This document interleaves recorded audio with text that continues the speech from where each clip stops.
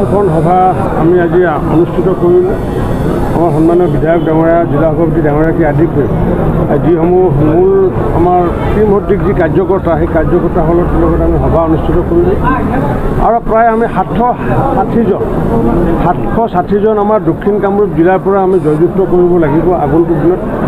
কাৰণ যিহেতু ইয়াতে আমি সকলোৱে জানো যে আমাৰ যি পঞ্চায়ত পলাকবাৰীৰ যি 27টা পঞ্চায়ত, বকৰ 22টা, চমৰীয়া 19টা, আৰু এইবোৰ যদি ধৰিলে আমি দেখিলোঁ যে 680গৰাকী হৈছে আমাৰ ৱাৰ্ড মেম্বাৰ, আৰু লগতে আমাৰ বাকীসমূহ লৈ পেলাই প্ৰায় 760গৰাকীক আমি জিলা পৰিষদে হওক বা এপি মেম্বাৰে হওক বা ৱাৰ্ড মেম্বাৰ আমি জিকাব লাগিব।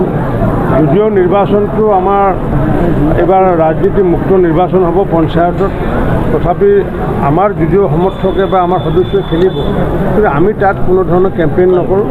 আমি আঞ্চলিক পঞ্চায়তৰ জিলা পৰিষদত আমি কেম্পেইন কৰিম। আৰু ইতিমধ্যে আমাৰ যিমানবোৰ পঞ্চায়ত আছে, মই বিশেষকৈ পলাকবাৰীৰ যি সমষ্টি, পলাকবাৰী সমষ্টি আমি 100% চিটতে আমি জয়লাভ কৰিম। আৰু লগতে আমাৰ যি বকৰ ছয়গাঁও যি সমষ্টি, বকৰ ছয়গাঁও সমষ্টিটো আমাৰ ৰিজাল্ট খুব ভাল হ'ব। চমৰীয়া সমষ্টিটো যাতে আমি আশা ৰাখিছোঁ যে এতিয়া যিহেতু মাননীয় প্ৰধানমন্ত্ৰী ডাঙৰীয়াই সবকা সাথ সবকা বিকাশ সবকা বিশ্বাস নীতিৰ আধাৰত চমৰীয়াবাসী ৰাইজে ইতিমধ্যে ভোট দিম বুলি ইতিমধ্যে আমাৰ কাৰ্যকৰ্তাসকলে জনাইছে। কাৰণ কিয় আমি প্ৰায় 20 লাখ ঘৰ ইতিমধ্যে নিৰ্মাণ কৰি আমি সম্পূৰ্ণ কৰিলোঁ।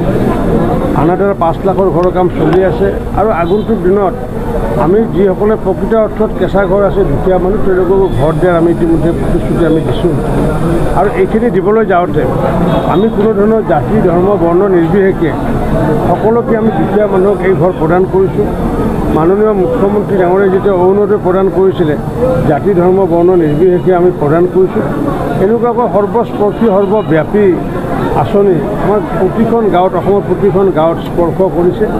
মই ভাবোঁ যে সমূহ গাঁওবাসী ৰাইজে আগন্তুক দিনত ৰাভা আশ্ৰমত যেনেকুৱাকৈ আমাক ভোট প্ৰদান কৰিলে, আমাৰ যি এই 3টা সমষ্টিৰ, দক্ষিণ কামৰূপ জিলাৰ 3টা সমষ্টিৰ ৰাইজেও আগন্তুক দিনত পঞ্চায়তত আমাকে ভোট প্ৰদান কৰিব।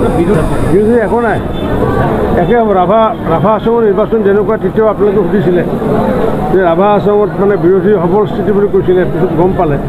গতিকে এইটো আজিও ক'লোঁ, ৰাভা আশ্ৰমৰ যি ৰিজাল্ট, একে ৰিজাল্ট আমাৰ দক্ষিণ কামৰূপত পঞ্চায়তৰ ক্ষেত্ৰত হ'ব। এপ্লাইটো আমাৰ তাততো গাঁৱৰ হেৰিবিলাকতে এপ্লাই নকৰে সদস্যবোৰে, আমাৰ তাতে আঞ্চলিক পঞ্চায়তৰ এপ্লাই কৰিছে, জিলা পৰিষদে এপ্লাই কৰিছে। কিন্তু এপ্লিকেণ্ট আমি দেখিছোঁ ইয়াত যিমান পলাকবাৰীত যিমান এপ্লিকেণ্ট, তাৰ বিপৰীতে আমাৰ চমৰীয়াত এপ্লিকেণ্ট বহুত হৈছে। চমৰীয়া অঞ্চলত ভাৰতীয় জনতা পাৰ্টীৰ পৰা নিৰ্বাচন খেলাৰ কাৰণে ইতিমধ্যে 54জনে, জিলা পৰিষদত 54জনে এপ্লাই কৰিছে। আঞ্চলিক পঞ্চায়তত প্ৰায় 172জনে এপ্লাই কৰিছে। গতিকে বাতাবৰণতে সুন্দৰ বাতাবৰণ আহিছে।